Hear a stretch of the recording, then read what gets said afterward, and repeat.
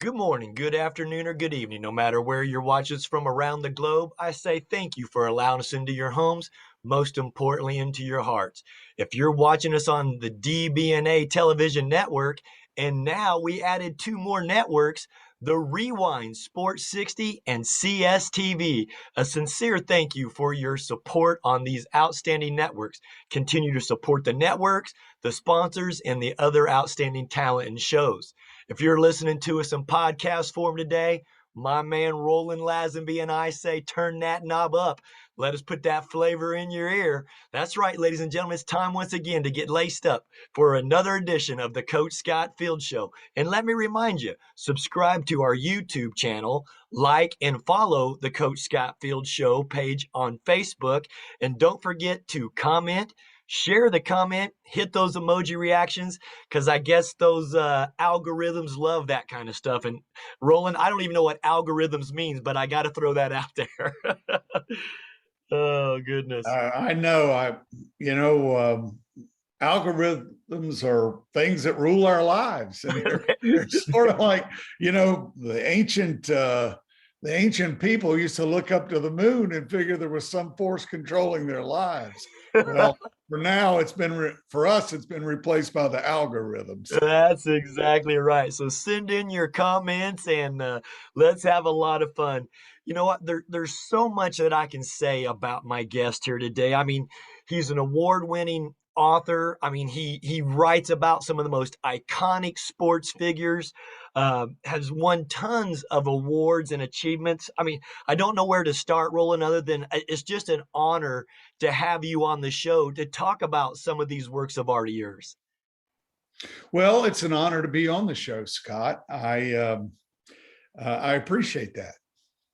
And you know what? To have someone with your acumen and your insights, I mean, you've got to sit with some of, we run in similar circles. So for, you to be out there, writing stories about some of these iconic figures and let people connect with them, I think that's where you've really got a gift is you kind of pull that curtain back and allow the readers and today our viewers to connect with, some of these iconic sports celebrities and stars. But they're humans just like you and I.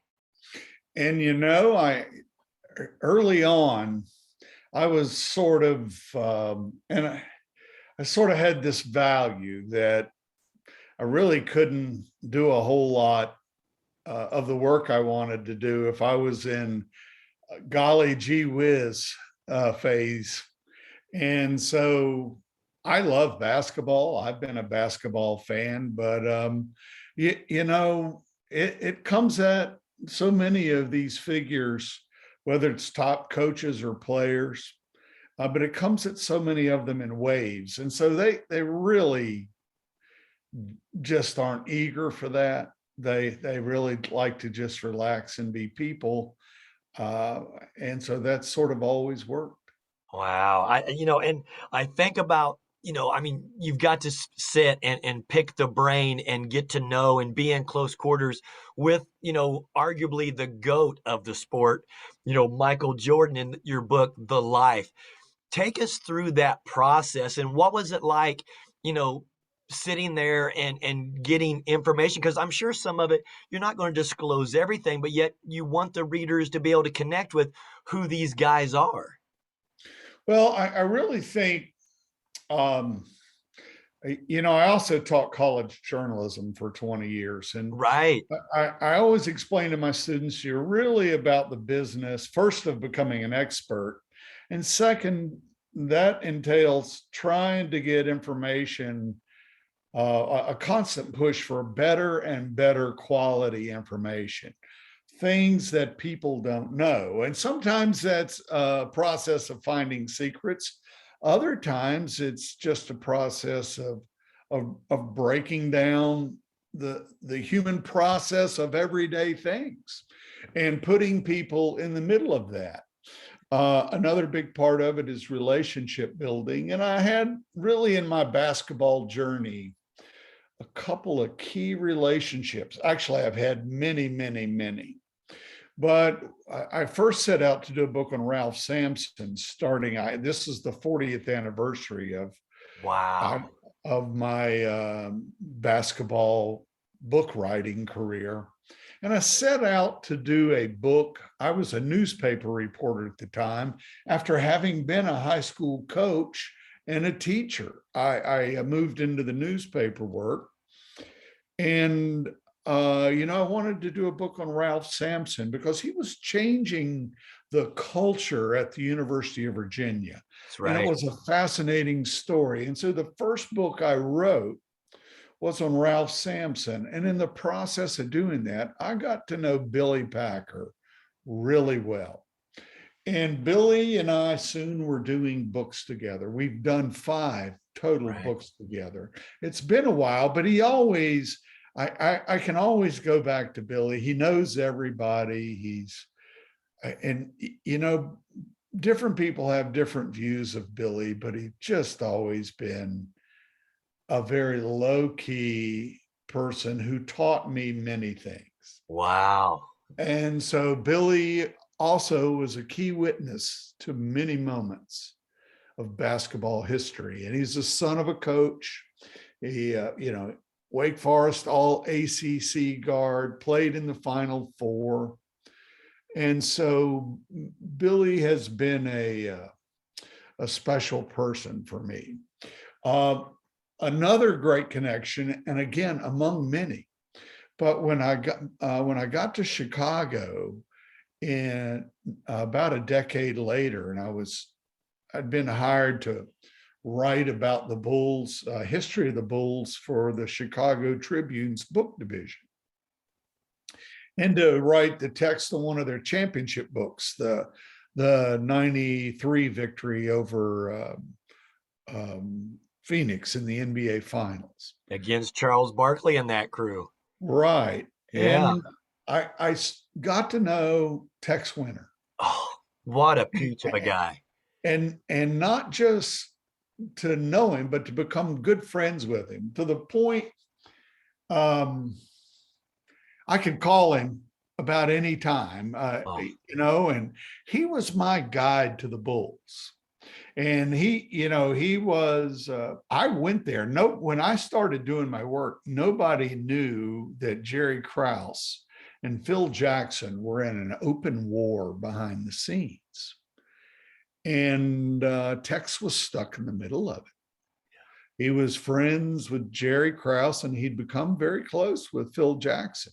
right. And yet Tex could speak to their strengths and he could also speak to their shortcomings. And both men had substantial shortcomings. But Tex was sort of the glue guy holding all this together when no one knew about it.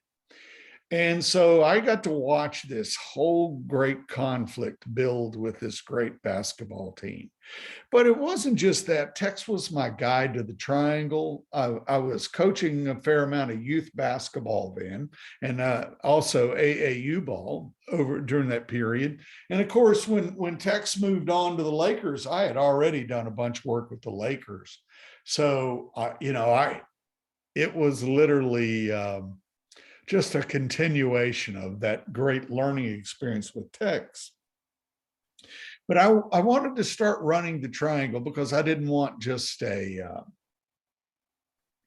flimsy knowledge of it. Or there are a lot of people trying to write about it who really had no means of until you coach with it and of course I had Tex to explain everything. And so I had great fun doing that. And I was running it with youth teams. And, of course, I would keep it pretty simple, running the Right. corner series and different things there. But the principles of floor balance and all that stuff That's right. was there. And the 2 guard front and just so many things that were really old school in terms of reaching back into the very heart of basketball.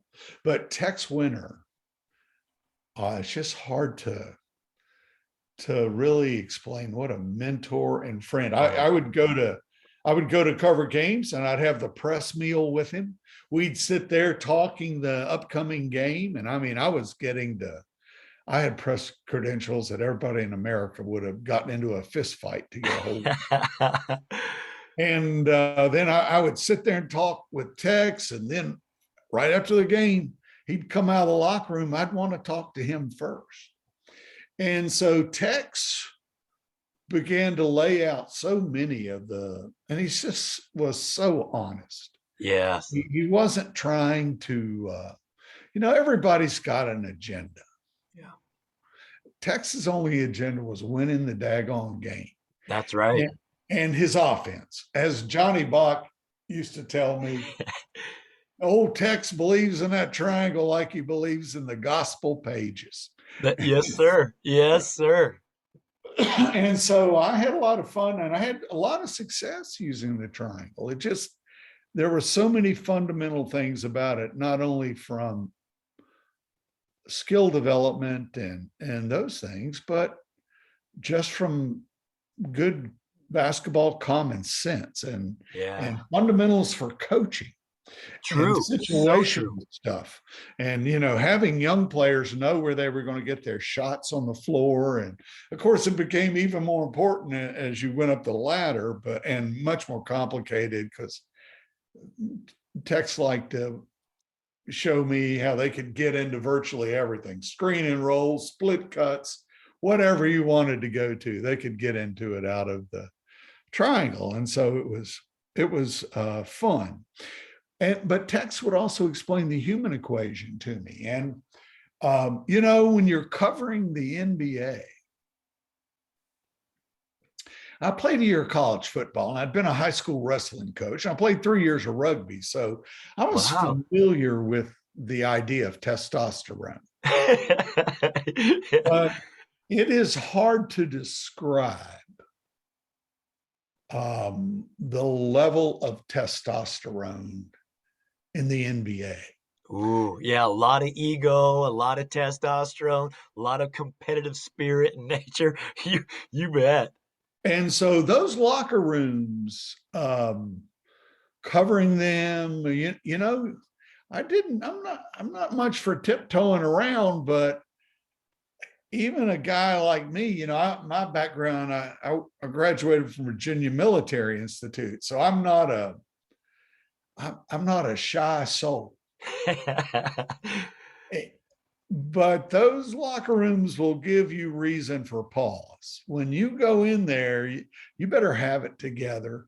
You better have great clarity, especially if you're going to be advancing and testing theorems with people, from the coaches right on down through every element of the staff.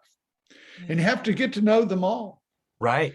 And so it took me a while with every pro team to really start, but I came up with a formula of getting to know assistant coaches first.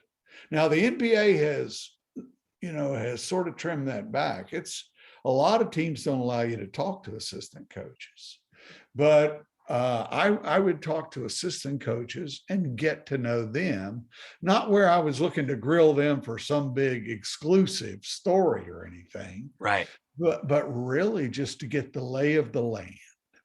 And man, there was nobody to show me the lay. I'd already done 5 years of the Boston Celtics Green Book. I had done 5 years of the Detroit Piston Bad Boys yearbooks. I'd done a yearbook with the Lakers, and I'd written team histories and I'd written the official NBA Finals history. So I had interviewed an awful lot of people over the history of the game. And so I'd had good prep background for doing the job. But boy, Tex allowed me to take it to another level. As far as Jordan goes, there was such a thick crowd covering him. Right. Locker room, it would be. And I wasn't there working for the big daily newspaper or ESPN or one of the mainline news agencies. And the last thing I wanted to do, they used to call Tim Hallam, the Bulls longtime PR director, used to call the media crew that packed in around Jordan. It was something, the pig F word. And so I would be in the pig F word with everybody else. And that Yeah. was his description, because a lot of sports writers are portly individuals. And it would all be crowded. And Jordan, could have he could have been at the podium, but he dressed in those suits, took his time. When he came out, he wanted that crowd. He wanted that intimacy. He wanted in the pig F word. And it was amazing. But in those circumstances, I really wasn't trying to shoot people elbows and muscle in and get in front of a guy who's got to write a story for the daily paper. Right. I was there a lot in that format to listen. And then I would go around and work on getting my one-on-one interviews. And talking to Tex, I realized a couple of questions that I needed to ask Jordan. And we were in Toronto, and I had noticed a pattern. Often Pippen would come out of the shower first after a game. And boom, it was like moths to a flame. The whole media crowd, Klieg lights and all, would go flying across the locker room and start asking Scotty questions. And then it wasn't more than about 30 seconds to a minute before here comes MJ. But everybody's back is to the, back is to the proceedings of MJ. And they're all talking to Scotty. So I know that I'm going to get in at least one or two questions as I walk across that locker room where MJ is going to take up his position, And it was that one or two questions. One of the first ones I asked him, advised by Tex about certain things, he kind of raised the eyebrow and looked at me. And you always got to have and I had the same. It was arranged that I would get maybe 4 or 5 minutes with the great Phil Jackson. Mm-hmm. Yes, sir. The Zen master. Right. This was, but to finish the Jordan story, I used that where the next thing he gave me in Dallas was like, 10 whole minutes before a game and 15 minutes before a game in Charlotte, one-on-one. And then boom, he gave me about an hour one day after Wow. practice on a Saturday. And so it was just a matter of establishing that we were going to have. I remember one of the first things, Jordan was having trouble with management. And he admired Jerry West, and they played golf together, and he was familiar. And I asked him if he knew that Jerry had quit his career just in a fit of fury with management, and that he'd never played again. And he could have played and played well. And he didn't know that. So I had things to offer up. With Phil Jackson, I was going to get 5 minutes. Yeah. And so I said, he plays all these mind games. Hence the title of the book. Right, of the book I wrote about Phil. I said, Yeah. I've got to throw him a heck of a curveball right off to see if he can hit it. And so I was going to get 5 minutes, and I asked him about John Kuhnla. Ooh. Now, John Kuhnla was the great coach of the Minneapolis Lakers. And he coached that team. He really was the early pioneer of the pick and roll, which is the staple of basketball today, we all know. But John Kuhnla, it took him almost 50 years to get voted into the Hall of Fame. Now, he won 6 championships and couldn't get in the Hall of Fame. And so he had just gotten elected when I was interviewing Phil. And, a lot of what goes on and a lot of what was going on at the time behind the scenes with the Bulls, it wasn't even articulated, but they were fighting pretty furiously over who was going to get credit for all that success. And they're all hungry folks. And Jerry Krause, very hungry man. Phil, hungry in his own sort of deceptive way. Do you do much fishing? I love to fish. Oh yeah. Well, Hey, I'm out here in Salt Lake City, Utah, where I'm on some blue ribbon streams and hit these reservoirs. Yes, sir, Roland. well, you know when you get that hit, That's right. there's a certain that's not with every fish. Yeah. We I'm here on the East Coast in the Blue Ridge Mountains of Virginia, so That's right. we have a That's little where I went different. to college in Bristol, Tennessee. Oh, So did you? yes, sir. Did you go to? I was at King College in That's Bristol, what I was Tennessee. getting ready to guess. King College. That's great. Yes, sir. And so Phil hit that first question. When you get a hit, whether you're fishing down on coastal waters or up in a real cold stream, when you get that strike, and he hit that Kuhnla question because I was asking him and I was messing with him. Are you worried that you'll win 6 championships like John Kuhnla did and they won't vote you into the Hall of Fame? I didn't say Ooh. that. I did, but I knew, because everybody Yeah. was saying that at that time that Jordan was the real coach of that team. And but also the other factor was that yes, Phil went to the University of North Dakota to play college basketball. That's right. But by the time he came along, John Kuhnla was coaching at the University of Minnesota, and he had made a big effort to recruit Phil. And so they had a relationship. And so Phil, instead of spending the allotted 5 minutes with me, we talked for 2 hours, and he Oh. told me all this behind the scenes stuff. Back then it was cassette tapes. I ran through every cassette tape in my bag. I was just astounded at all he revealed about his conflicts with Jerry Krause. And then he did something that left Tim Hallam and the PR staff stunned. He invited me in to the team's film sessions as they were preparing Oh, for the yeah. film. And that just didn't happen. Right. And so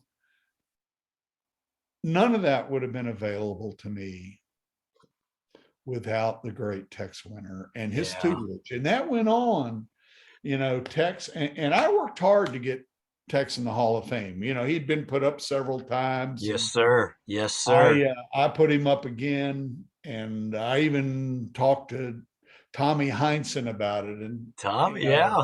Another a great Celtic legend there. And Tommy said, well, if they ever start putting assistant coaches in the Hall of Fame, maybe they can put Tex in. And I said,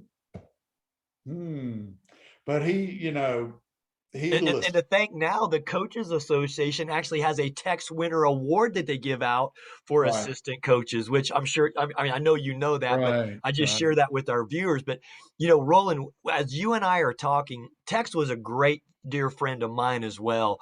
So to know that Many we have, coaches, wasn't he? oh man, he was just the fact that he was just such a great person. But yet when I hear you talk, I hear the history behind it, but I also hear the attention to detail that you would put into your writing as his attention to detail with his coaching, because he was such a great innovator and a great basketball mind, and he knew what he wanted to get from the athletes to make that system work and put people in a position to be successful. And I love hearing that with the details that you're providing today with our viewers. So, Roland, this is fantastic. Well, we all know that people who love a sport, and it's hard to find people. There are not as many of them today, but it's hard to find people who love a sport as much as people love baseball. Oh, And yeah. it is a very detailed game, Ooh, and a lot of subtlety in baseball. yeah. And but every sport is. And one of the great things about Tex, he was probably the champion of subtlety and detail. Ooh, I like how you phrase. Yes, sir. And he was a handful. He could, Tex he got himself in trouble several times over his career, and he used to go at poor Luke Longley. They had to restrain him from going after Luke. Yeah. And so Tex was he was an original.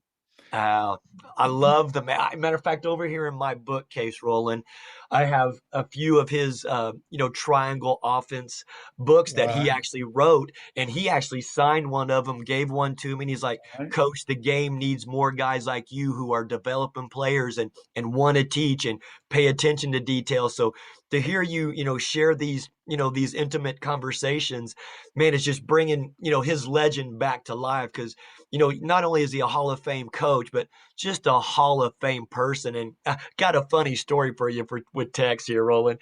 Down at the NBA Summer League, of course, we're hanging out and we're, going off and grabbing a lunch together. We're going into the restaurant and we're getting He ready to go loved on the his free press meals too. That's exactly right. You grab that Subway before anybody else. We were going into this restaurant, Roland, and he, of course, I'm much younger than him, and we're going into the bathroom, and he goes, "Hey, good prostate before bad prostate," and that's just a text. That's a He text. had he had a battle later in his life with prostate Amen. issues, Yes. but he was so great, and it was always a treat to go to summer league with him, Oh, and he was. I was very fortunate. Now Jerry Krause came out of baseball, and he had some yep. weird ideas. He tried to tell me he could tell who was good by the shape of their faces. Uh, Oh, wow. Okay. but he had other, he Yeah. immediately locked in on Pippen because of the length of his arms. And Yeah. now that's obviously much more important and more germane to the task. Yeah. But I spent hours with Jerry Krause, and he was a troubled guy, but boy, he had a lot of experience. He paid a lot of True. dues. True. Not only did you get to, those Laker teams and those Bulls teams, but then even, your book with Kobe, Showboat. I mean, again, the detail that you provide, with these, you see the Mamba mentality and they capture things in photos, but the way that you're able to articulate and get your point across with detail is again what is why I think takes your work to another level. And I'm not just saying that because you're on the show, but I've got copies of your book, and I love your material. Well, that's very kind of you to say. With Showboat, and I didn't want to call it Mamba because that's a name he made up after the sexual assault situation. Yeah, yeah, And I didn't want to get into that PR thing. yeah, Now, yeah. probably Showboat was an unwise choice. Mm. That book's been translated in about 12 different languages, Wow. and the Polish edition called him the showman. And I wish I'd been smart enough to call that book the showman, because he was a great showman, as was his father Jellybean. That's But right. I introduced Tex to Kobe. Ah, I was spending time with the Lakers, and Kobe was a very lost and lonely kid. And I was rebounding free throws for Kobe in the Forum during the '99 playoffs ah. when the Lakers were getting swept by San Antonio. Okay. Everybody else was gone. Jerry West was there, and Kobe was shooting free throws. So I was rebounding him for him. I'd gotten to know him. And he just out of nowhere, he said, we weren't even talking about Chicago or anything, but he was pretty obsessed with Jordan. He said, I've always dreamed that I would play for Tex Winter. I Mm. about fell over. And so I said, well, Tex is my buddy. I'll get him to call you. And so Tex called Kobe. Now, Tex was still an assistant coach for the Bulls. And everybody ears went up all around the NBA. What's an assistant coach with the Bulls doing calling this kid on the Lakers? And Kobe had been through, he'd blown up by then, but he was a very lost and lonely kid, still very much a teenager in the NBA. Yeah, yeah. And they hit it off, and Kobe was frustrated with the offense. And Tex said, well, unorganized out there. There's a reason you're frustrated.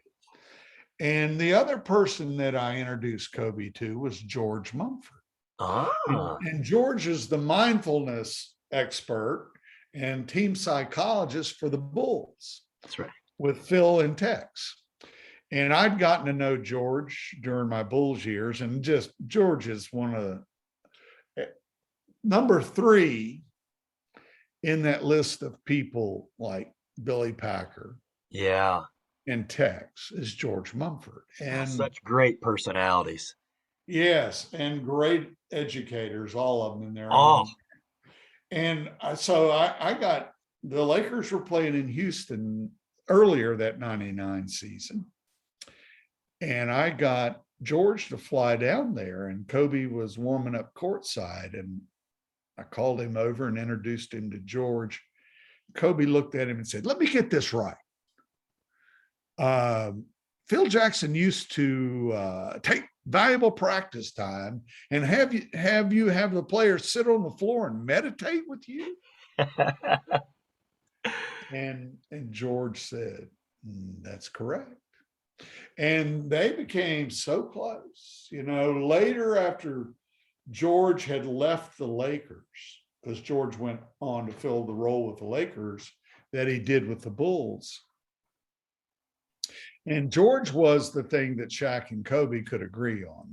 They all Kobe called up George one day out of the blue. This is like, I don't know, a year before he got killed. And he got George, he flew George out to Los Angeles, and he put him on that helicopter and flew him all around and showed him things and took him to a Lakers game and said, I've never forgotten the word you've ever said to me. It's meant so much in my life. wow. And and I understand how Kobe felt, because George really taught me so much about my own process. I taught at Virginia Tech, so I had George down to speak to my students on journalism, but just Yeah, on the mindfulness. clarity Wow. and how to achieve clarity. Yeah. And so, yes, writing is a detailed business. Um, I've spent the last 4 years writing a book on Magic Johnson.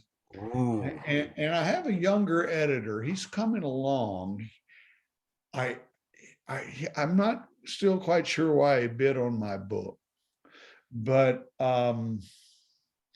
he really is sort of annoyed by the detail of basketball. He's sort of a casual fan. In the book business, you don't find many sports savvy editors.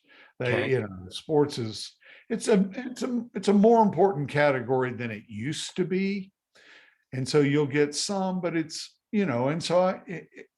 required. Every time I do one of these, I have to go back and explain, no, you're wanting to cut all this. You find this boring. But like with the Kobe book, I wanted to go back and find the organic Kobe, because all of these motivations and motives and things were assigned to Kobe and his family. There was a lot of misunderstanding. And one of the great mysteries to me was that Kobe could have tried to explain himself and his family and all that went on, but he was perfectly fine just letting all that misunderstanding rage about him. The anger in Philadelphia and the belief that he had forced his way to the Lakers. None of that was true, but Yeah. he never bothered to defend himself or explain himself. Yeah. Didn't even And put energy on that. Yeah. it just didn't matter to him. Wow. He Wow. was Great more stuff. focused on the detail of the game. And see, Tex opened up that world of detail for Kobe. Yeah. And And not to cut you off, but it right, seems like Kobe was so satiable with his appetite to be the best. It's like, okay, if he helped Michael Jordan get there, what can I take from him to help me elevate my game and allow me to evolve and empower me with the mindset, mindfulness, and the skills to be able to be a Michael Jordan? Am I correct with that, or am I a little bit off? No, Kobe had all the ambition in the world, and that was just in his way. Yeah. And it created major problems. I explained it to a high school auditorium once, at that Kobe was the greatest grocery go-getter of all time. And I had a senior who was sitting on the front row, and she asked me, what was Kobe really like? And I said, well, how old are you? And she said, I'm 17. And I said, do you have a job? She said, yes, I work at a grocery store. And I said, well, when you go into work today, you call all the older people who are there working at the grocery store together, and you tell them they're not working hard enough. And you need them to stay after work. And they've got to practice stocking shelves. They've got to get an extra work on the cash register and moving the line along. And they've really got to do a lot of extra work on bagging groceries. And they have got to do this every day. And they have got to do it to be exceptional. And then you tell them that in 2 years, you're going to be managing that particular grocery store. And in 4 years, you're going to be the CEO of the grocery chain. And I Oh, said, what do you think those adults would think of you?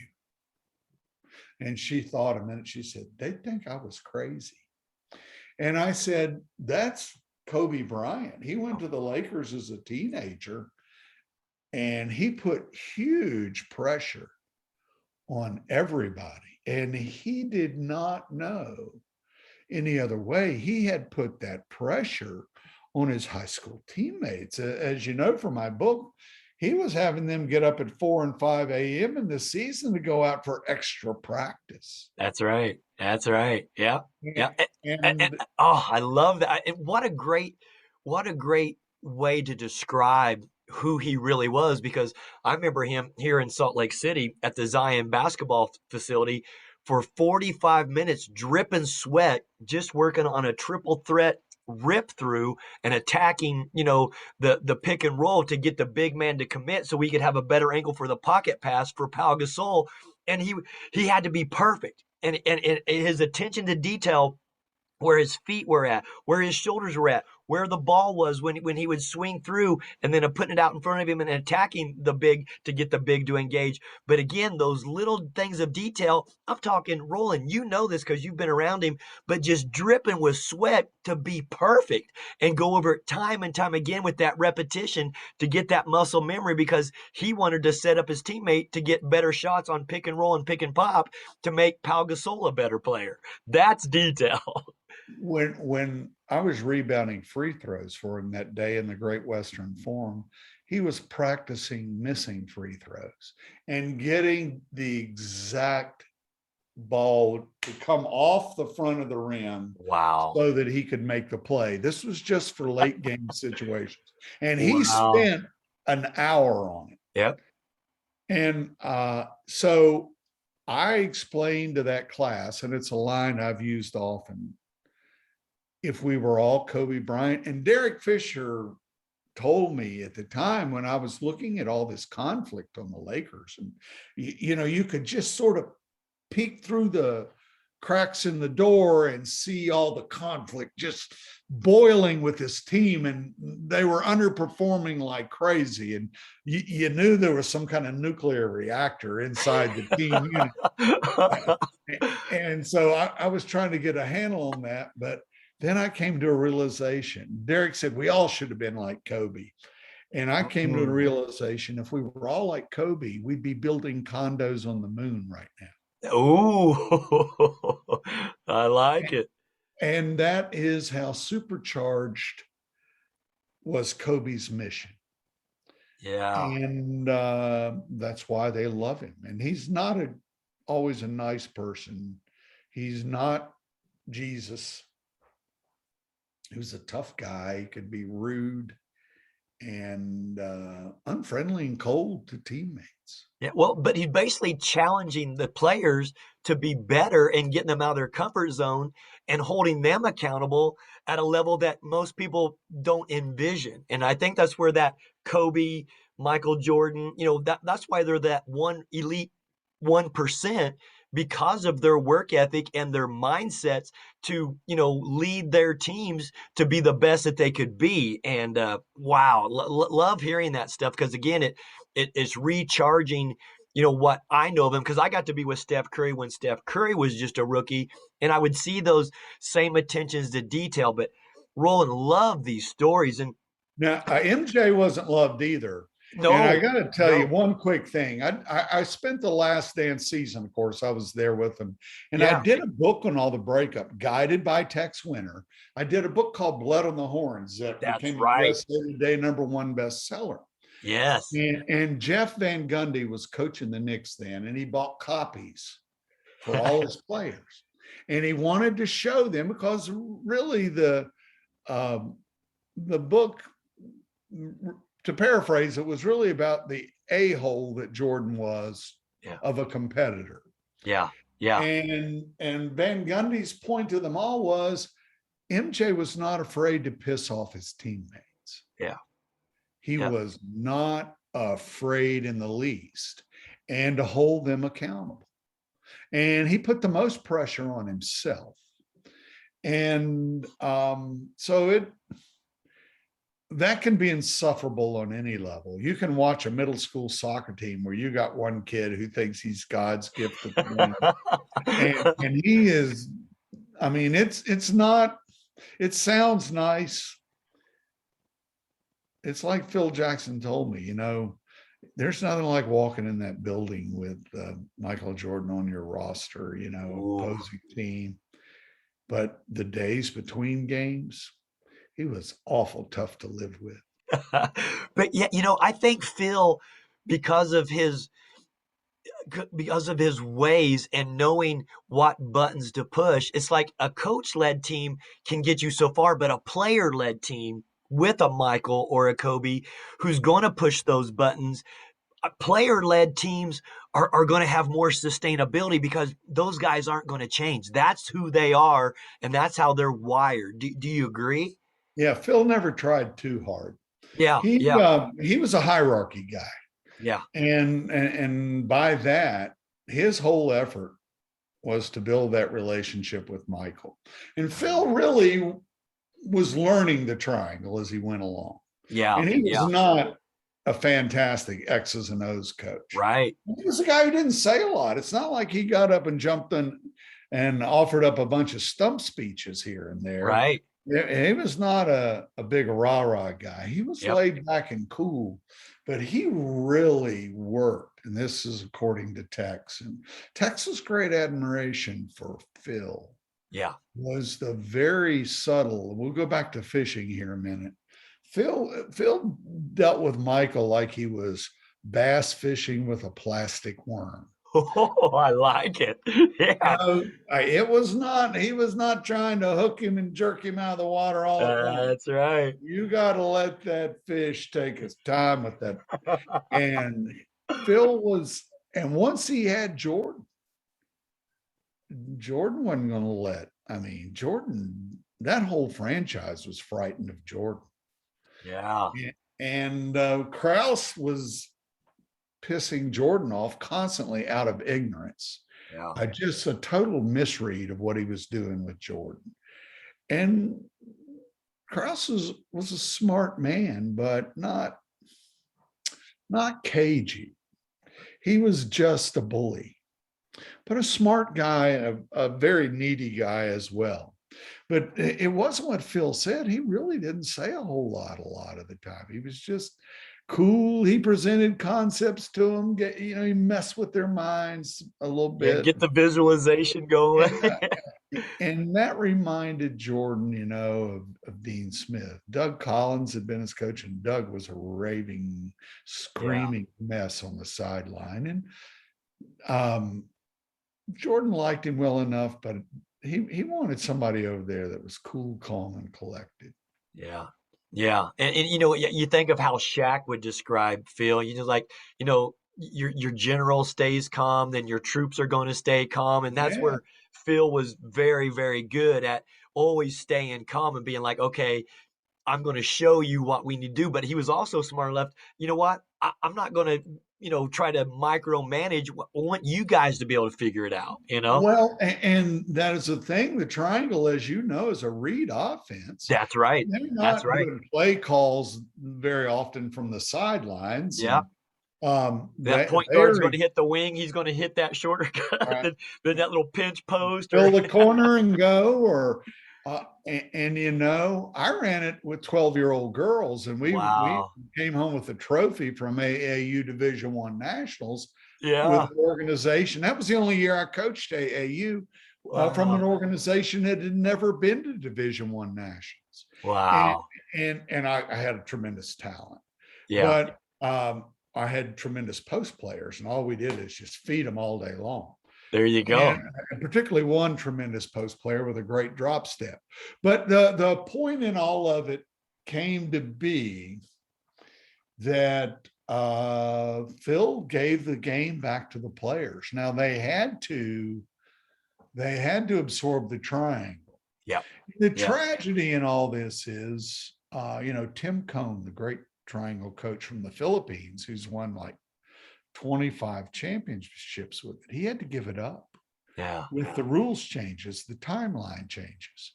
When it cut from 10 to 8 seconds, you don't have time to stagger that two guard front. And then on the reset clock, when they went to 14 seconds, come on, you're not going Yeah. to be able to. And so you could argue it was intentional. Yeah, they wanted to speed up the game. Um, and the game has adjusted, I would argue, but I think it was and it's not that you have to run the triangle, but you at least should have the rules to where you can run it if you choose to. Yeah. But And as yep. as Tex explained, Phil rubbed so many people's noses in it. He was so unliked because he was a very arrogant guy in the way he did things, and he would piss off everybody. Oh, Roland, these are such great stories. Ladies and gentlemen, we're with Roland Lazenby, an award-winning author and educator, and I'm just really enjoying this time. And we've got about 10 minutes left. And I mean, you've got to spend time with Jerry West and the Stockton and Malone book that you've done. But I mean, you also had Johnny Unitas, Tom Brady, Emmett Smith, baseball, Ted Williams, and Ichiro. I mean, you've covered all the sports, and yet you get some of the better athletes. Who is an athlete that you would like to cover that you haven't covered to this point yet? I went down to Texas in 1994 and rode about 10 hours into the outback of Texas, it seemed like, Wow. to the foot of Double Mountain, to the Double J Ranch, to visit with the great Sammy Ball. And I Ah. spent 2 days interviewing that old cuss, and he was a cuss. He cussed like a sailor. Part Native American, the kind of guy who could lead the league in passing touchdowns and interceptions, not interceptions thrown, interceptions made. He had to play both ways. He Right. was a defensive back. He punted. He averaged 50 yards one season. I guess I would like it if I could. I would go back in a time machine to the 1940s. Ooh. To cover in the late 30s to cover Sammy Ball at TCU. Wow. Or I might, if I had a time machine, I might go to Boston Garden in the 60s. They never even sold out a home opener after they'd win the championship every year. And so Interesting. there were always available seats for the great Bill Russell a lot of times. Wow. Wow. And I would like to watch that team. Red Auerbach was very generous with me when I did the Celtics Green Book for 5 years, and he would take time to instruct me without, just being a, a genius, but never above you. And he was not a great X's and O's guy.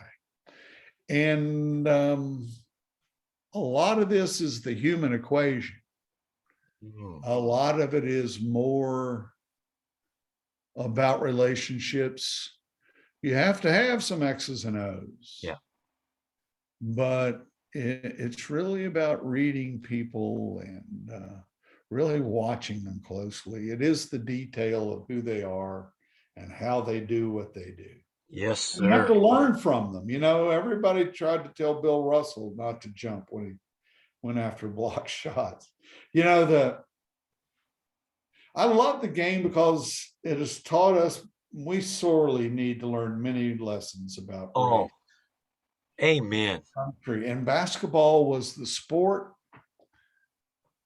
that after, you know, a number of heartbreaking centuries, we finally begin to see just a little bit of human decency toward African Americans. Not much. Amen. Yeah.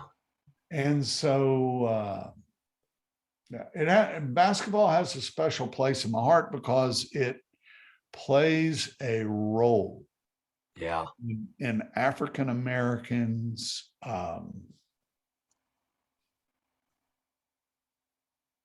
finding the way to get what they deserve. Mm, yeah. And so what they've put into this country, I will say. Yeah. And so it's a great game. Yeah, amen. I agree. I've been so blessed in my life's journey.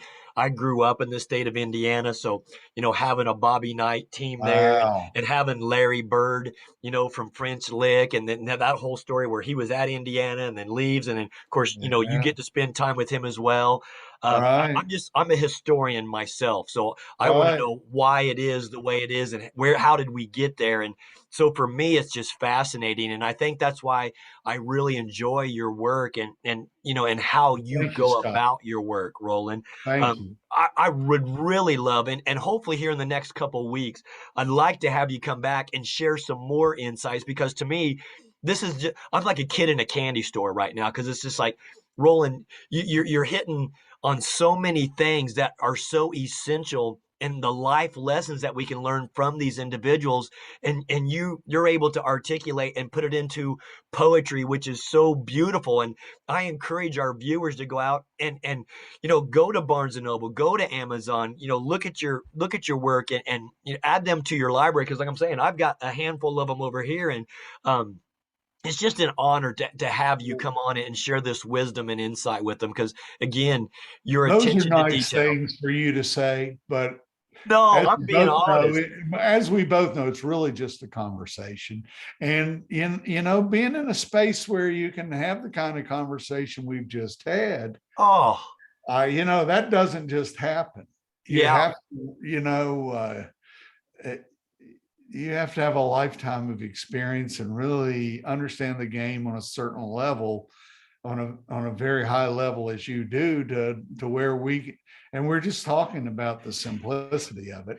It's Yeah. not like we're but it's just having a good old conversation about traveling the same road, Yeah. really.